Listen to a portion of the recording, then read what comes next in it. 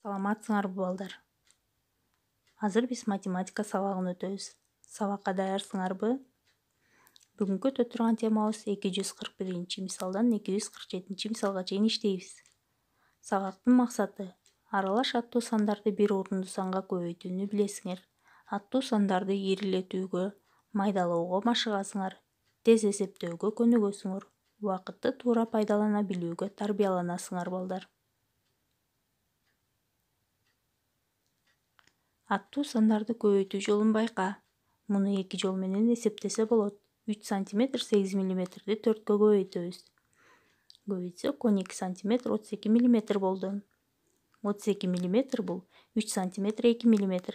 Демек 3 см 12 см кошобуз, 15 см 2 мм болот.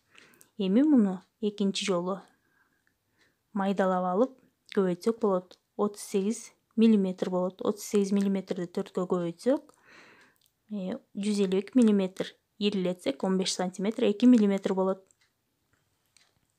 Квадраттын жагы 2 см 6 мм. Анын периметрин эсепте. Мен шартын түзүп койдум, силер периметрин таап эсептеп чыгаргыла. Аралаш чен бирдиктерди майдалагыла балдар. 244. Базанын кампасынан биринчи дүкөнгө ар бирине 4 тоннадан алма жүктөлгөн 2 машина. Экинчи дүкөнгө ошондой эле салмактагы 3 машина алма жөнөтүлгөн.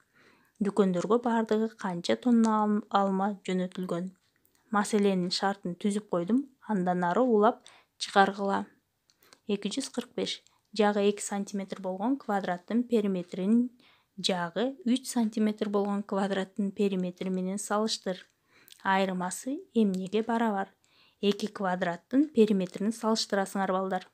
246. 100 санынын 4төн 2 үлүшүн аныкта. Аны 100-дүн 2ден 1 үлүшү менен салыштыр.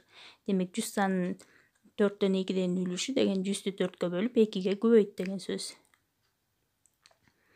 100-дүн 2ден 1 үлүшү 100-дү 2ге бөлүп 1ге көбөйт дегенди билдирет.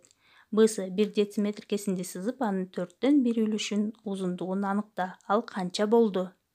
Сүйлөмдү толуктайсың. 247. Бир ящикте 15 килограмм алма болгон. Ошондой 5 ящикте канча килограмм алма бар?